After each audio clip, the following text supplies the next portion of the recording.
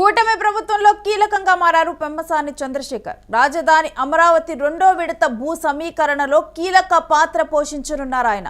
ప్రతి శనివారం రాజధాని రైతుల సమస్యలతో పెమ్మసాని తెలుసుకుంటూ ఉన్నారు. వాళ్ళ సమస్యలు ఏంటనేది కూడా రాజధాని రైతులతో భేటీ అయ్యి ప్రభుత్వానికి రైతులకు మధ్య సంధానకర్తగా కేంద్ర మంత్రి పెమ్మసాని కూడా వ్యవహరిస్తూ ఉన్నారు. తొలిసారి గుంటూరు పార్లమెంటు నుంచి గెలిచారు పెమ్మసాని. కేంద్ర మంత్రిగా కేంద్రంలో కీలక పాత్రను పోషిస్తున్నారు. పెమ్మసాని గుంటూరు పార్లమెంటు నియోజకవర్గంపై ప్రత్యేకంగా కూడా దృష్టి పెట్టారు. ఇప్పుడు ఇవే తనకు కీలకమైన బాధ్యతలు అప్పజెప్పేందుకు కూడా ఇప్పుడు కారణంగా మారాయి. తను రెండో విడత భూ సమీకరణలో కీలక పాత్ర పోషించేందుకైతే కారణంగా మారాయి. దీనికి సంబంధించిన పూర్తి డీటెయిల్స్ మా ప్రతినిధి కిరణ్ అందిస్తారు. కిరణ్, రెండో విడత భూ సమీకరణలో పెమ్మసాని చంద్రశేఖర్ కీలకంగా మారినట్లు తెలుస్తుంది. పూర్తి డీటెయిల్స్ ఏంటి? రేణు, కేంద్ర మంత్రి పెమ్మసాని చంద్రశేఖర్ కూటమి ప్రభుత్వంలోనే కీలకంగా మారారు. ఆయన గుంటూరు పార్లమెంట్ నియోజకవర్గం నుంచి తొలిసారి గెలిచారు. ఆయన అమెరికాలో పారిశ్రామికవేత్తగా స్థిరపడ్డారు. అయితే 2024 ఎన్నికల్లో ఆయన సొంత గడ్డ గుంటూరుకి సేవ చేయాలనే లక్ష్యంతో ఆయన రాజకీయాల్లో ప్రవేశించారు. గుంటూరు ఎంపీగా చంద్రబాబు నాయుడు ఆయనకు టికెట్ కేటాయించారు. అయితే గుంటూరు ఎంపీ పార్లమెంట్ సీటు నుంచి భారీ మెజార్టీతో గెలవడమే కాకుండా కేంద్రంలో ప్రధానంగా కేంద్ర మంత్రి పదవి లభించింది. కేంద్ర సహాయ మంత్రిగా కీలక బాధ్యతలు పోషిస్తున్నారు. అదేవిధంగా తొలిసారి ఆయన రాజకీయాల్లోకి వచ్చినా కూడా టీడీపీ అధిష్టానం ప్రయారిటీ ఇచ్చింది. ప్రయారిటీ ఇవ్వడమే కాక ఎంపీ ఇవ్వడమే కాకుండా కేంద్రంలో కీలక పాత్ర పోషించే అవకాశం కూడా ఇచ్చింది. అయితే పెమ్మసాని అంతకుముందే అత్యంత ధనవంతుడుగా పేరు పొందారు. పలు సాఫ్ట్వేర్ కంపెనీలే కాకోకుండా పలు సాఫ్ట్వేర్ కంపెనీలతో పాటు గుంటూరు పార్లమెంట్ సెగ్మెంట్ పైన ఆయన కొన్ని ఈ కార్యక్రమాలకు సొంత నిధులు కూడా వెచ్చిస్తున్నారు. అటు కేంద్ర రాష్ట్ర ప్రభుత్వ నిధులను వినియోగించుకోవడంలో కూడా ప్రధాన పాత్ర పోషిస్తున్నారు. అటు కేంద్రం నుంచి రావాల్సిన బకాయిలు కానీ కేంద్రం నుంచి రావాల్సిన నిధుల వ్యవహారంలో కానీ పెమ్మసాని కీలక పాత్ర పోషిస్తున్నారు. ఒక ఏదైనా గుంటూరు కృష్ణాకు సంబంధించిన రైల్వే వ్యవహారాలు కానీ లేకపోతే జాతీయ రహదారుల అంశం కానీ లేదా బ్రిడ్జిల అంశం కానీ వీటి అన్నిటిపైన కూడా పెమ్మసాని నిరంతరం కేంద్ర రాష్ట్ర ప్రభుత్వాలతో సమన్వయం చేసుకుంటూ గుంటూరు నియోజకవర్గానికి నిధులు తీసుకురావడమే కాకుండా ఆంధ్రప్రదేశ్ తో పాటు అమరావతి రాజధానికి కూడా నిధులు రావడంలో పెమ్మసాని పాత్ర ఎనలేనిది. ఎందుకంటే తీవ్ర కృషి చేస్తున్నారు. కేంద్ర రాష్ట్రాల మధ్య సంబంధాలను పెంపొందించడమే కాకుండా అభివృద్ధిలో కూడా కీలక పాత్ర పోషిస్తున్నారు. మొదటిసారి ఎంపీ అయినా కూడా రాజకీయాలకు కొత్త అయినా కూడా ఆయన అరుదైన రీతిలో దూసుకొని పోతున్నారంటూ సీఎం చంద్రబాబు పలుమార్లు కొనియాడిన పరిస్థితి కూడా ఉంది. ప్రస్తుతం రాజధాని వ్యవహారం మనం గమనించినప్పుడు రేణు, రాజధాని రైతులకు ప్రభుత్వానికి మధ్య సంధానకర్తగా ఉన్నారు. అదే విధంగా రాజధాని రైతుల సమస్యలు ప్రతి శనివారం కూడా ఆయన రాజధాని రైతులతో భేటీ అవుతున్నారు. వాళ్ళకి రావాల్సిన అంశాలపైన దృష్టి సాధిస్తున్నారు. వాళ్ళకి రావాల్సిన రేషన్ కార్డులు కావచ్చు, పెన్షన్లు కావచ్చు, లేదా అమరావతికి సంబంధించి ఈ సీడ్ క్యాపిటల్ సంబంధించి ఉన్న సమస్యలు కావచ్చు, ఇటు రాజధాని రైతులకు ఉన్న భూ సమస్యలు కావచ్చు, వారికి ఉన్న ఇబ్బందులు కావచ్చు, ఒక్కొక్క ప్రాంతంలో ఒక్కొక్క రోజు ఏదైతే వారంలో ఒక రోజు మీటింగ్ పెట్టి ఆయా సమస్యలు కృషి చేయడానికి ప్రధాన పాత్ర పోషిస్తున్నారు. అటు మంత్రి నారాయణతో పాటు ఇటు ఎమ్మెల్యే శ్రవణ్ కుమార్ ను కోఆర్డినేషన్ చేసుకుంటూ రాజధాని ప్రాంతంలో భూ సేకరణలో కూడా కీలక పాత్ర పోషిస్తున్నారు. రెండో విడత భూసేకరణ దాదాపు 17,000 ఎకరాలకు ప్రభుత్వం నోటిఫికేషన్ ఇస్తుంది. ఆయా ప్రాంతాల్లో ఉన్న రైతులతో భేటీ అవుతున్నారు.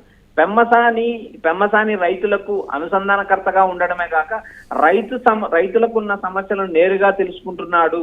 ఈ సమస్యలు తెలుసుకొని ఈ సిఆర్డీఏ అధికారులతో నిరంతరం సమీక్ష నిర్వహించడమే కాకుండా అధినేత దృష్టికి వెళ్లి రైతులతో అమరావతి రాజధాని రైతులతో ఇటీవల కూడా సమావేశం నిర్వహించాడు. గతంలో అమరావతి రాజధాని రైతులతో 2014 తర్వాత సమీక్ష నిర్వహించిన సీఎం చంద్రబాబు నాయుడు పెమ్మసాని ఇచ్చిన నివేదికతో రాజధాని అమరావతి చుట్టూ ఉన్న రాజధాని రైతులతో భేటీ అయ్యారు. వారి సమస్యలను పెమ్మసాని దగ్గరుండి చూస్తారు, మీరు సమస్యలు నాకు పెమ్మసానికి చెప్పిన ఒకటే అంటూ సీఎం చంద్రబాబు నాయుడు సంబోధించిన పరిస్థితి. ఇలాంటి నేపథ్యంలో రాజధాని ప్రాంతంలో అమరావతి క్యాపిటల్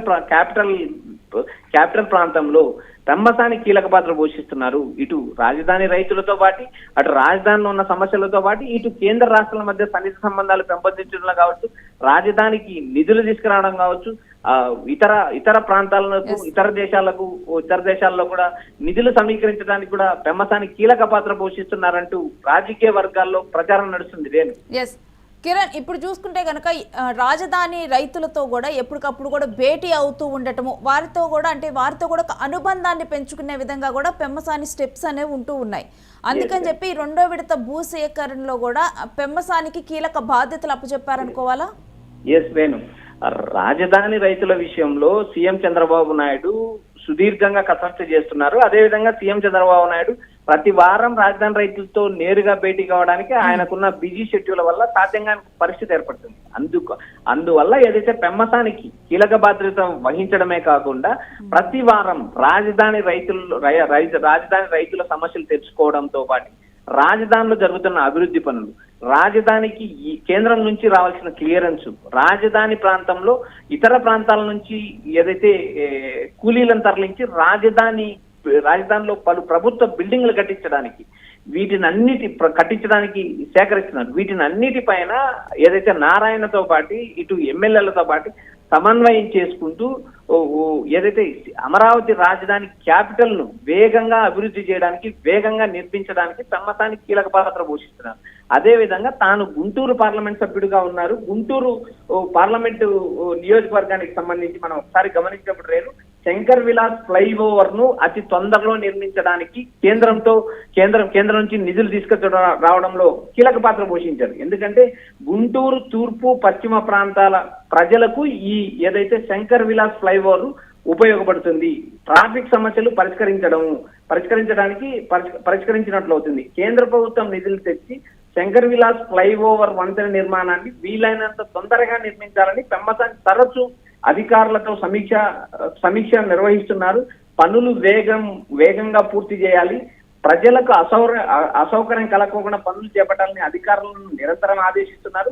అయితే ఇక్కడ ప్రధానంగా పెమ్మసాని తన నియోజకవర్గానికి ఎంపీ నిధులనే కాకుండా తన సొంత నిధులను కూడా కొన్ని ప్రాంతాల్లో వినియోగిస్తున్నారు. ఆ ప్రాంతం అభివృద్ధి చేయడానికి తాను గెలిచిన ప్రాంతాన్ని అభివృద్ధి చేసి చూపిస్తానంటూ పెమ్మసాని ఇప్పటికే ప్రతిపక్షాలకు కూడా సవాల్ విసిరారు. ఇటు రాజధాని అమరావతి పనులతో పాటు తన పార్లమెంట్ సెగ్మెంట్ లో ప్రజలకు కావాల్సిన సౌకర్యాలు కానీ అయితే అభివృద్ధి పనుల మీద కూడా ప్రత్యేక ఫోకస్ పెంచారు. మొత్తం వ్యవహారాన్ని మనం అటు కేంద్ర రాష్ట్ర ప్రభుత్వాల మధ్య సంధానకర్తగా ఉంటూ, ఇటు రైతులకు సిఆర్డీఏ అధికారులకు మధ్య సంధానకర్తగా ఉంటూ, రైతుల సమస్యలు నిరంతరం చంద్రబాబు నాయుడుకు వివరిస్తూ ఓవరాల్ గా అమరావతి రాజధాని ఏర్పాటులు, అమరావతి రాజధాని డెవలప్ అవ్వడానికి అయ్యే దిశగా ఏదైతే పెమ్మసాని కీలక పాత్ర పోషిస్తున్నారంటూ రాజకీయ వర్గాల్లో ప్రచారం జరుగుతుంది. ఇటు అధికారులతో నిరంతరం రాజధానిలో ఉన్న సిఆర్డీఏ అధికారులతోనూ, ఇటు మంత్రి నారాయణ, మున్సిపల్ శాఖ మంత్రి నారాయణతోనూ, సిఆర్డీఏ అధికారులతోనూ, కింద ఏదైతే రాజధాని ఎమ్మెల్యేలతో పాటు మంత్రులతో కోఆర్డినేషన్ చేసుకుంటూ భూ సమీకరణకు రైతులతో సమావేశాలు ఏర్పాటు చేసి రైతుల అంగీకారం తీసుకుంటూ మొత్తం క్యాపిటల్ వ్యవహారంలో పెమ్మసాని తన ముద్ర ఉండేలాగా క్లియర్ గా తాను కష్టపడుతూ ప్రభుత్వానికి మంచి పేరు తీసుకురావడానికి ప్రయత్నం చేయడంలో కీలక పాత్ర పోషిస్తున్నారు Renu. Right, thanks for the updates Kiran. ఇక కూటమి ప్రభుత్వంలో కూడా కీలకంగా మారారు పెమ్మసాని చంద్రశేఖర్. తన పనితీరుతో కూడా తాను కీలకంగా మారారు. రాజధాని అమరావతి రెండో విడత భూ సమీకరణలో కూడా కీలక పాత్ర ఆయన పోషించబోతున్నారు. ఎప్పటికప్పుడు కూడా రాజధాని రైతులతో భేటీ అయి కూడా పెమ్మసాని వాళ్ళతో ఒక అనుబంధాన్ని కూడా ఏర్పరచుకునే ప్రయత్నం చేశారు. ప్రతి శనివారం రాజధాని రైతుల సమస్యలతో పెమ్మసాని కూడా భేటీ అవడం జరిగింది. ప్రభుత్వానికి రైతులకు మధ్య ఒక సంధానకర్తగా కూడా కేంద్ర మంత్రి పనిచేశారు. మొదటిసారి కేంద్ర మంత్రి అయినప్పటికీ కూడా తన ఒక పాత్రను పోషిస్తూ తనదైన ముద్రను వేస్తున్నారు క్యాపిటల్ అమరావతి నిర్మాణంలో కూడా. ఇప్పుడు ఇవే తన పనితీరే తనకి కీలక బాధ్యతలను తెచ్చిపెట్టేలా కూడా చేసిందని చూడాలి.